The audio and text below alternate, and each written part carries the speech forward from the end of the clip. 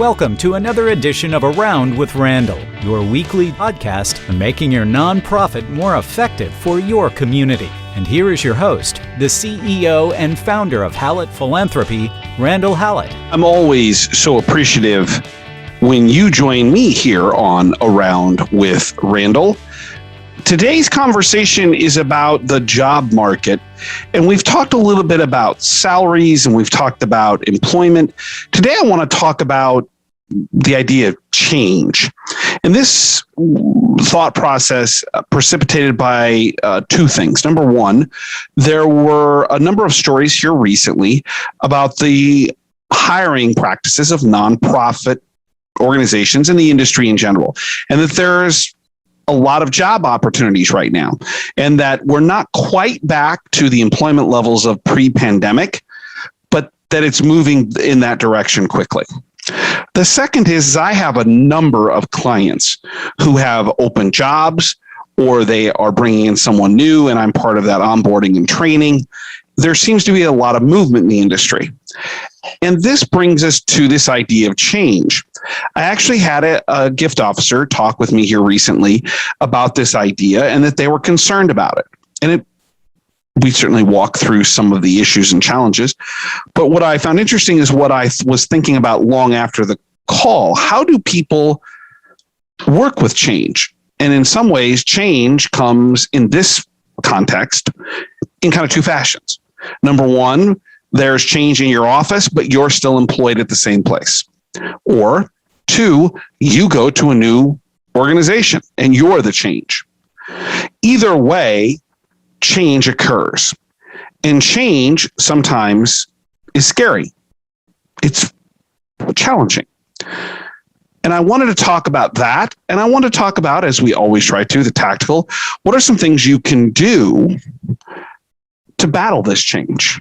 The emotional, certainly the apprehension that goes with it. So let's start with why change is such an issue.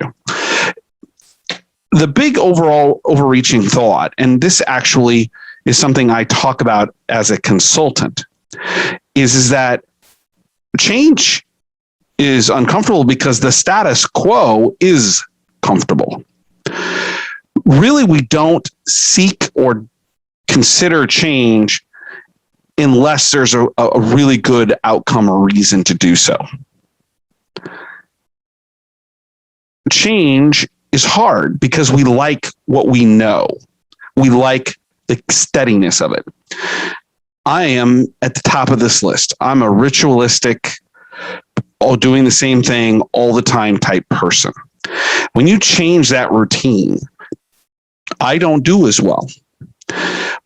But I think the one thing I've learned about myself, and I think certainly about kind of our world in general, is the pandemic has caused us all to be more aware of change and maybe to be more accepting of it because there's so much we don't have control of.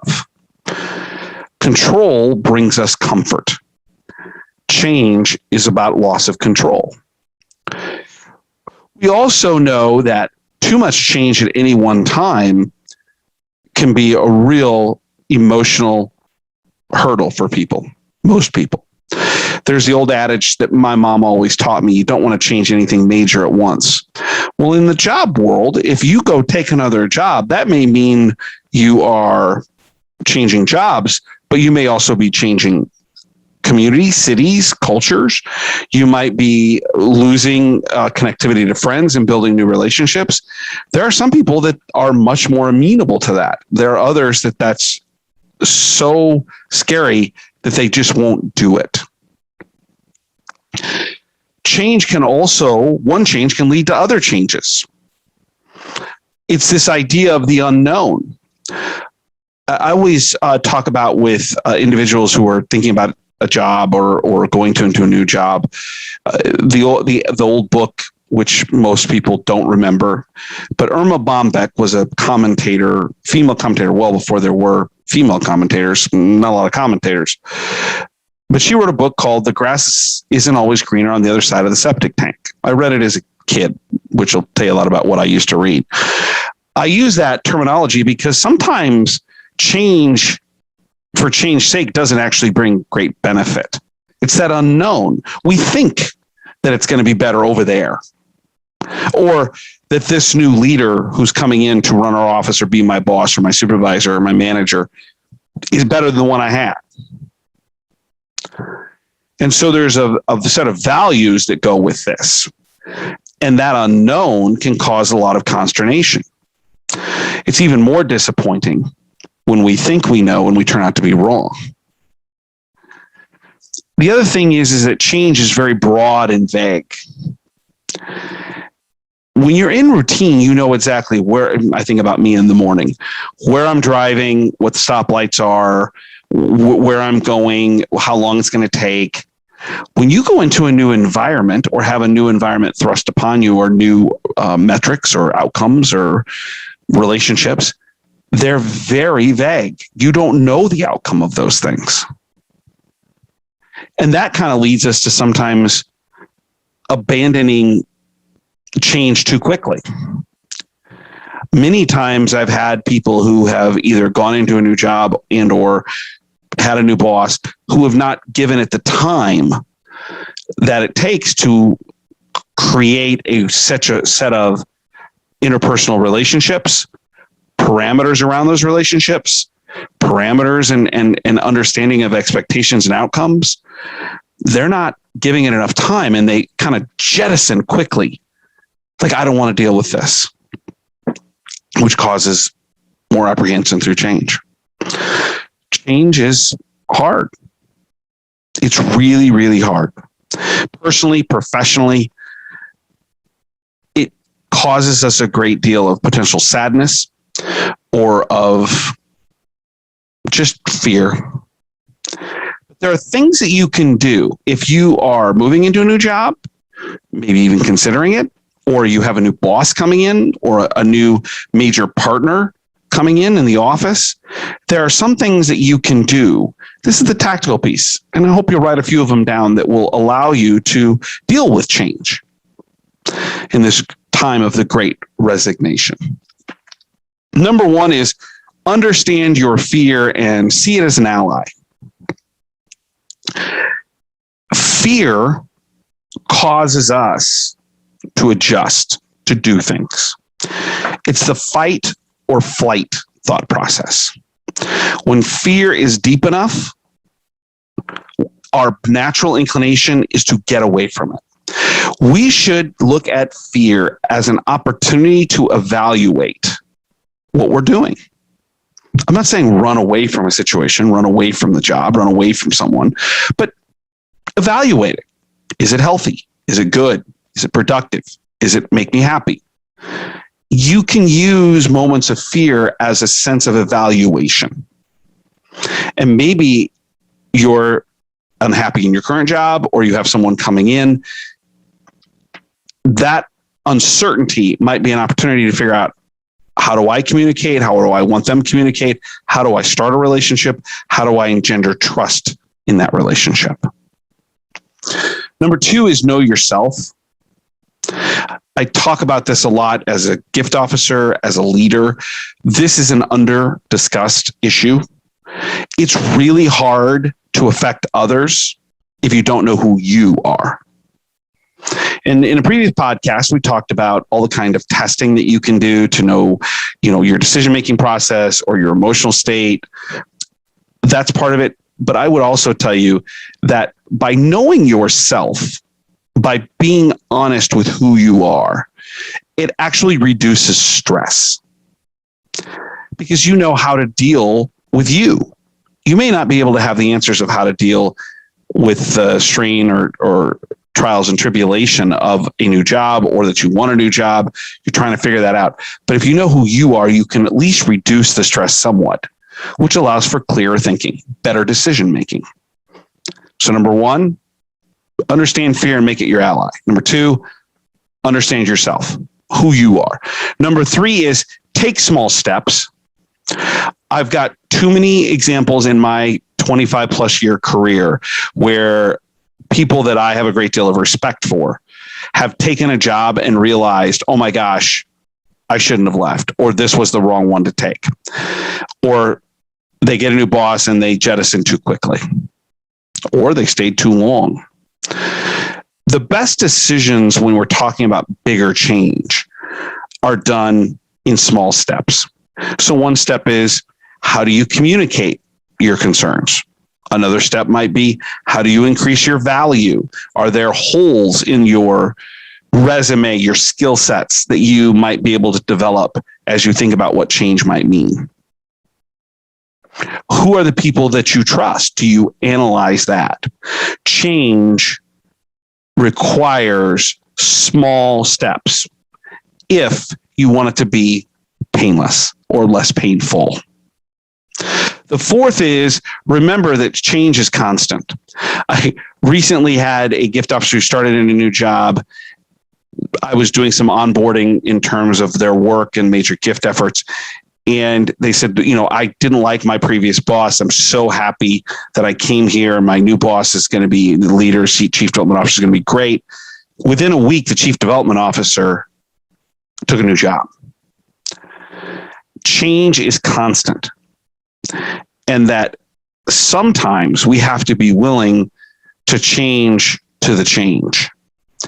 And that also, if maybe things didn't go as well as one had hoped, I've changed jobs. Failure, or maybe not reaching every piece of the opportunity, the highest levels of achievement. So I won't call it quite failure, but struggle can be a positive. You learn about who you are.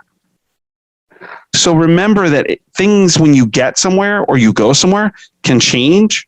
You got to be open to that. And number two, whatever you can bring from your previous experiences, even if it wasn't the outcome anybody wanted or you wanted, might make you more valuable in the future, make you more successful. In fact, there's the old adage that, some of our greatest, biggest companies, those founders, those entrepreneurs, those forward-thinking, strategic, see the future type people failed probably one or two times before they ever made the success work. The fifth thing I'd like to mention is you need social support. I have so many people. I feel very blessed that people trust me, that I have the opportunity to help give them some guidance. Sometimes it's guidance like a practical thought. Sometimes it's just listening and saying, you're a really good person. You're doing all the right things. I don't see anything of a character flaw, or you're misjudging a situation, or you're behaving incorrectly. I'm so appreciative when people trust me, and you need to figure out who you trust. Who can be your social support? Who do you trust that you can talk with and say, and they'll give you an honest opinion? Does this sound right? Am I doing okay? And also, who are those people? And for me, it's really simple. It's my wife. When there's too much emotion, too much disappointment, too much change, I'm sitting next to her in our bedrooms, in the chairs, laying in bed, at the dinner table. She's my emotional support, first and foremost. And I have others that I've been very blessed along the way to consider people I trust as well. Who can you trust that can help you maybe see the forest through the trees a little bit? And lastly, if nothing else, just go ahead and change and do it. But don't forget, if you're thinking about leaving a job, or if you're thinking about going into a new job, your responsibility is first and foremost to yourself. Finish what you're doing at the highest possible level, because that's the kind of person you are. There's nothing worse than going into a new job and you, from minute one, know the other person just quit doing whatever it is they were supposed to be doing, and you're left cleaning up a mess. Or someone leaves in your office and you try to go in and, try to triage the situation and possibly even pick up some of the pieces, and you realize, oh my gosh, it's a disaster. Remember, at the end of the day, integrity and character is important, and you need to look yourself in the mirror, and you need to do your job every day. Show up with a smile on your face, even if you're thinking about another opportunity, or even if I'm out the door, or if you have someone new coming in, well, I'm just going to wait till they get here. No, do what is right, and you'll be able to be okay with you. And frankly, there's nothing more important than that. Change is hard. And I love it because I am hired to create change in process and in productivity and people programmatically, whatever that may entail. I force change. But I also understand it can be a real challenge for people. And hopefully some of the tactics that we talked about, the idea of understanding and being okay with that fear, use it as an ally, to know yourself, to take small steps, build out a series of steps that can be successful in change.